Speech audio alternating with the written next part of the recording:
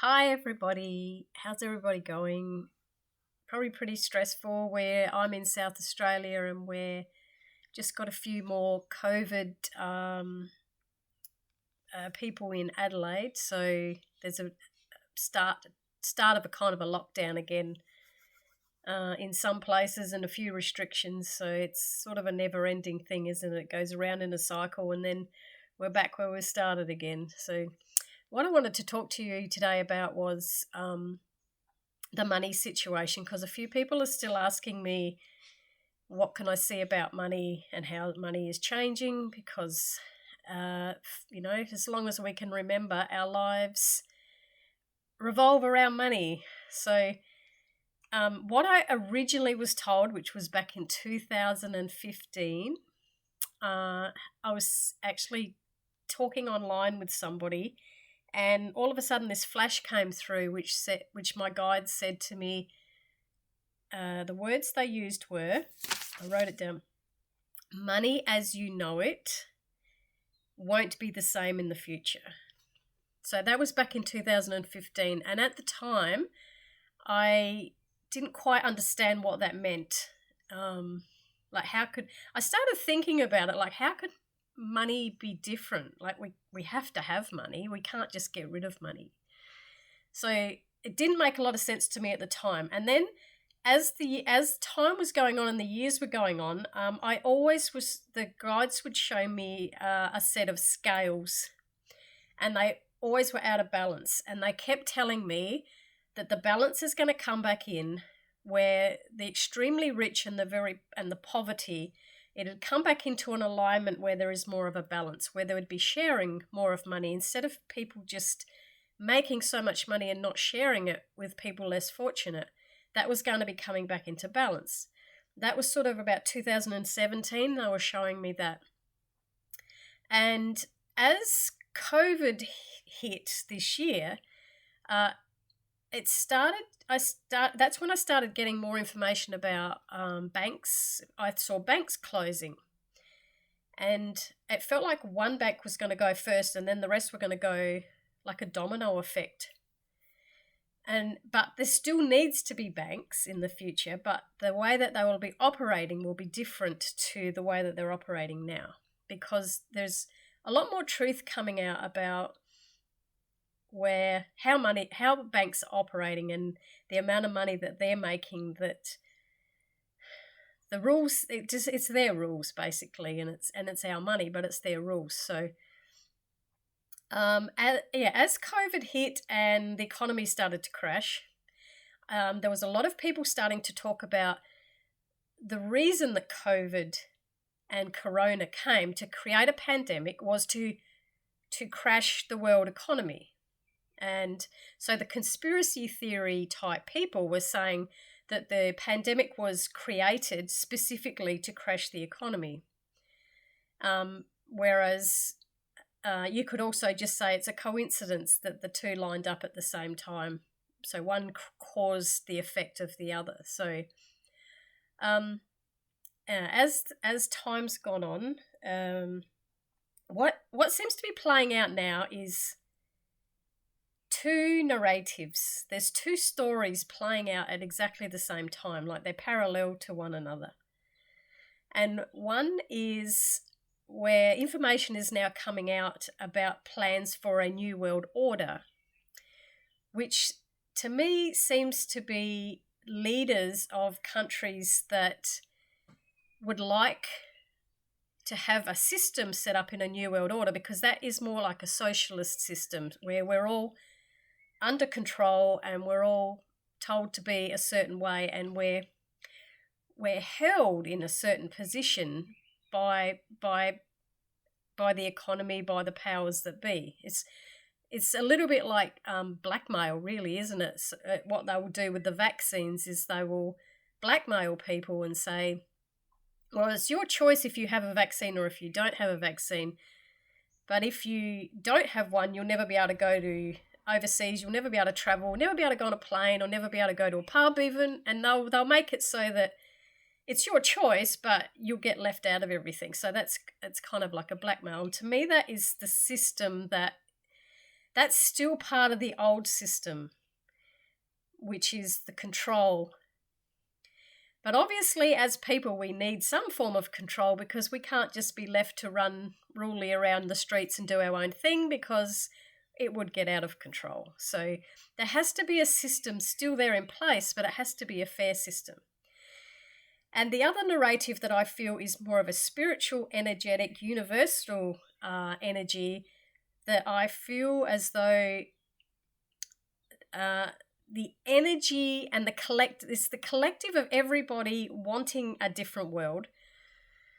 That's coming into play where it's going to be more fair. And that's where I feel, I've always felt like when I read about that Nasara and Gasara money system, I felt that there was a very fair system to be coming in, because it helps everybody. It's not just handing out free money. Like in the beginning when I was talking about this, there was a lot of people were saying there was going to be free money being handed out. It's not how the system would work, because it couldn't work like that, because too many people would just lay on the lounge and do nothing, which I actually thought wouldn't happen, because I thought, naive of me, I actually thought people were inspired to be creative, and if you had no money worries, wouldn't that allow you to use your creativity more? But apparently not. A lot of people still are finding it a lot easier to just lay on the couch and do nothing. But maybe that's something that they're going through. How long could you do that before you got really bored? I don't know. So a couple of things. If all I do is I get the information that comes from the guides. So they tell me the money system is changing. They tell me the bank's going to close. They tell me there's a new system coming into play. They don't give me all the little nitty-gritty details. For me to find out what's going on, I then do my own research to put with what the guides have given me. I will then go and look up stuff to see if it lines up with what the guides have given me. So what I did go is I went onto the IMF, the International Monetary Fund website, and I did learn something I did not know. Back in 1944, there was a thing called, Bretton Woods. So after World War II, when obviously many countries were in recession, a depression, and there was no money around, they had to do something to kickstart the economy. So the International Monetary, IMF, decided it would be a good thing if we became a society of debt. So we should go and borrow money, and we should borrow for houses and borrow for whatever we needed to start the economy again. So, because I was thinking about it before that, when I think about my great-grandparents, and I've got some old diaries here of, like relatives from a couple of generations beforehand, because they were farmers. They didn't borrow money. They worked, they saved their money, and when they had enough, they bought what they could. They never borrowed money. And it was from the 1940s onwards that everyone started more to borrow and get a mortgage for their home, and which then led to getting loans for cars and credit cards, and then we just became a debt society. So that makes a lot of sense. What they brought in with this Bretton Woods in 1944 has created the way we live today. Now, just recently there was a conference again with the International Monetary Fund, and if you go to their website, you'll see the speeches, tutorials, what they were talking about. And I can't remember her name, but one of the higher up people in that organisation was saying that this is the chance for a reset because so many countries are in debt that they're never going to be able to get out of debt. And this COVID has made them go further into debt. So she was saying if we have a reset, we could possibly clear all that debt and start again with a new system, which makes a lot of sense. Now, depending on what new system she's talking about, I would love to see the Nasara system come in, but they might be talking about a different system. And then I happened to see Justin Trudeau, the Canadian Prime Minister, speaking the other day. And on his video, he said, what I wrote down, he said the words. These are his words. The coronavirus pandemic is an opportunity for a reset. So he basically is saying the coronavirus happened coincidentally so that we could have a reset. So there's conspiracy theorists will tell you that it's not a coincidence and it was all meant to happen because they wanted to bring it in, because as I said, there's two narratives. There is the one reset, which is known as the New World Order, which I hope that one doesn't come in, because that's more of a socialism type, we're all going to be controlled. And then there's the other narrative, which would be the Nasara Gasara, which it's a totally different energetic, because it gives money back to humanitarian projects. So with the New World Order, that would be controlling, and we are told what to do. With the Nasara Gasara system, we would be creating ideas to help within our communities, to build places for people that are poor. And I was like talking to someone the other day about, because the timber industry has stopped exporting to China. So there, especially in the southeast of South Australia, where there's a lot of forests, and the timber has been, up until now, exported to China. They've stopped accepting it. So there's timber just building up and there's nowhere for it to go. So I said, wouldn't it be fantastic for when the new money system comes in, and if the humanitarian projects, there's going to be all these countries that are going to be wanting timber. So it's not just going to go to China. It'll go to a lot of other countries to build homes for people. So I can see how the whole system would work so much better by giving to everybody and everyone being on a level playing field, and all the, what do they call it, the revaluation of the dollar. So instead of countries having different valuations of their dollar, they would be brought back into alignment with one another. So there is less one country thinking that they are richer than another country, when there is more of an even playing field. So in my mind, my hope is that the way the guides showed me, that with the balance, that is the way it's going to come in, because there's always going to be two different roads, isn't there? But they're pretty good what they've showed me so far, when they've given me the information money would change, and it is going to change. And people are worrying about, am I going to lose money?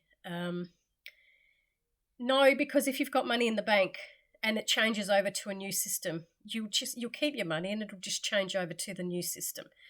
The way I've been shown by my guides is there will be a lot less debt in the future. We won't be living from a debt-based society like we were, which leads me to believe maybe the IMF are going to bring in a new reset where they get rid of that system they created in 1944 of debt. Bitcoin is something you need to look into with cryptocurrencies. I'll tell you what, if you go onto YouTube and look up a man called Simon Dixon. Simon Dixon wrote a book in 2010 and predicted this whole economic crisis would happen in 2020. He works in that field. He's very, very clever and knows what he's doing. So, there's so many people with natural intuition. They are working in a certain field and they use their natural intuition. So I'm not a financial advisor. I don't know what to advise people. I'm just going with what the guides showed me. When I'm doing readings for people, I am still seeing that there is more relief in the future with money. I don't always know how, because the how and when is not my job. I just get shown the outcome. So I've been shown there is more relief with people. There is less debt. Even though people might be saying house prices are going up, I do feel like, from what the guides have showed me, that that prices of housing will be coming down in the next 5 years, making it more affordable for people to get into their own homes.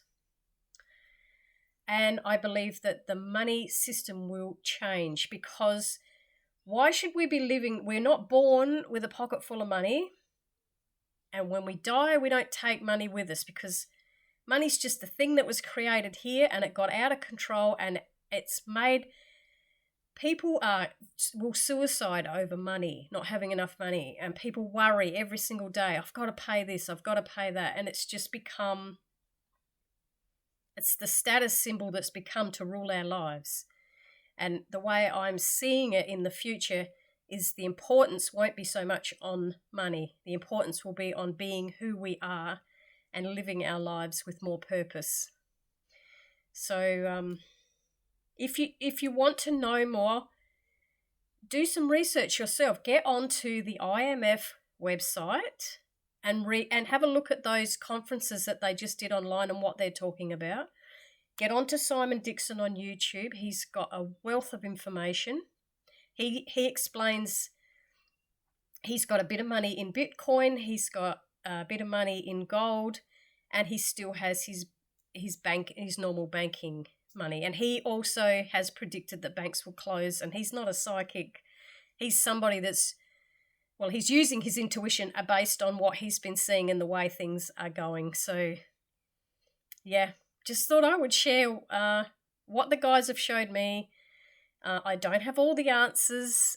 You have to do your research yourself, the same as what I do. I get what the guides give me, and then I go and say, well, does that line up with that, or does that line up with that? So it's what you have to do for yourself. Put the effort into knowing what's going on around you.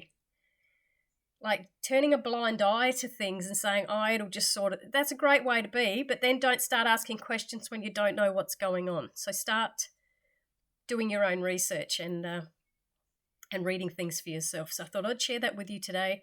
It's an absolutely beautiful sunny day here in South Australia. Warmer summer weather is coming, and Christmas is getting closer. And who thought at beginning of March this year did we think we'd even going to get to Christmas this year? So yeah, I hope everyone has a great day, and I'll talk to you soon.